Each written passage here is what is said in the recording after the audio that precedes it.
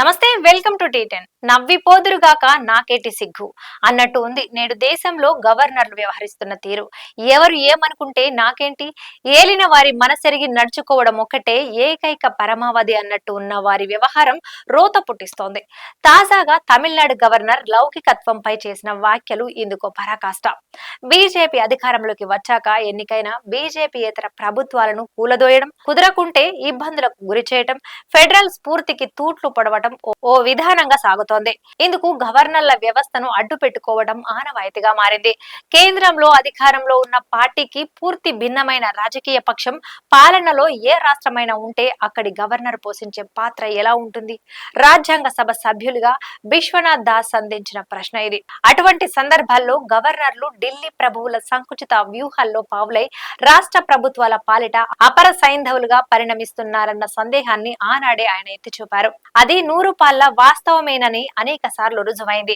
తాజాగా లౌకికత్వం మన దేశానికి అవసరం లేదు, సెక్యులరిజం అనే భావన యూరప్ నుంచి వచ్చిందని, మనం దాన్ని అనుసరించవలసిన అగత్యం మనకు లేదు అని తమిళనాడు గవర్నర్ ఆర్ఎస్ రవి చేసిన వ్యాఖ్యలు రాజ్యాంగాన్ని కించపరుస్తున్నాయి. ఇలా అసంబద్ధంగా ఏదో ఒకటి మాట్లాడే ఈ ప్రథమ పౌరుల తీరు సమాజాన్ని కలవరపరుస్తోంది.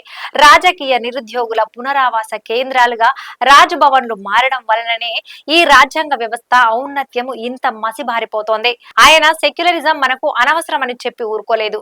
ఇది యూరప్ దేశాల భావన అని, అక్కడ చర్చికి రాజ్య వ్యవస్థకు మధ్య చెలరేగిన ఘర్షణ కారణంగా సెక్యులరిజం అన్న భావన రూపుదిద్దుకుందని కూడా ఆయన సెలవిచ్చారు. ఇది అచ్చుగుద్దినట్టు బీజేపీ అభిప్రాయమే. కాకపోతే ఈయన నోటి నుంచి బయటికి వచ్చింది. ఇందులో ఆశ్చర్యం లేదు. తిరువనంతపురంలోని తిరువత్తూరులో హిందూ ధర్మ విద్యాపీఠం స్నాతకోత్సవంలో ఆయన ఈ వ్యాఖ్యలు చేశారు. కానీ రాజ్యాంగ పదవిలో ఉన్న వ్యక్తి రాజ్యాంగాన్ని తూలనాడే రీతిలో మాట్లాడడం ఆయన చిత్త వైపరీత్యానికి సంకేతం. అలాంటి వ్యక్తికి ఆ హోదాలో అర్హతే ఏ మాత్రము లేదు. సెక్యులరిజానికి తప్పుడు భాష్యం చెప్పి దేశాన్ని మోసగించారని కూడా రవి వ్యాఖ్యానించారు. సెక్యులరిజం భారతీయ భావన కాదట.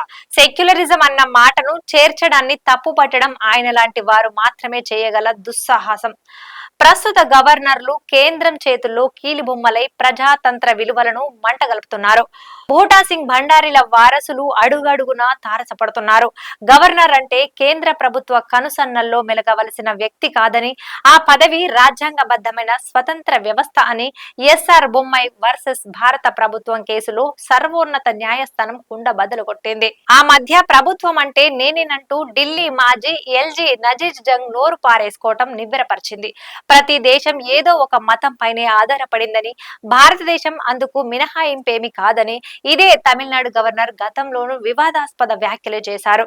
తరచూ ఇలాంటి వివాదాలతో సమాఖ్య భావన బీటలు వారడానికి రాజ్భవనే పుణ్యం కట్టుకుంటున్న వైనాన్ని కళ్లకు కడుతున్నాయి. రాష్ట్రపతి ప్రతినిధిగా రాష్ట్రాల్లో గవర్నర్లు నిర్వహించాల్సిన రాజ్యాంగ విహిత బాధ్యతలు పరిమితమైనవి, నామమాత్రమైనవి. ఏదైనా రాజ్యాంగ సంక్షోభం తలెత్తినప్పుడు తెరపైకి వచ్చి అత్యవసరంగా విద్యుక్త ధర్మం నిర్వర్తించాల్సిన గవర్నర్లు ఆ హద్దును దాటి తామే సంచాలనాలకు కేంద్ర బిందువులుగా మారితే ఎలా ఉంటుందో తెలుసుకోవడానికి ఈ 10 ఏండ్ల ఉదంతాలు చాలు. ఈ వివాదాస్పద గవర్నర్లందరూ పూర్వాశ్రమంలో కాషాయ దళ కీలక నేతలే కావడం, వీరి వల్ల ఇక్కట్లకు గురవుతున్నవన్నీ బీజేపీయేతర ప్రభుత్వాలున్న రాష్ట్రాలే కావడం యాదృచ్ఛికమేమీ కాదు.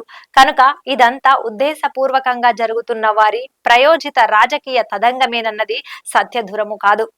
ఇది వాటి న్యూస్. చూస్తూనే ఉండండి టీ10.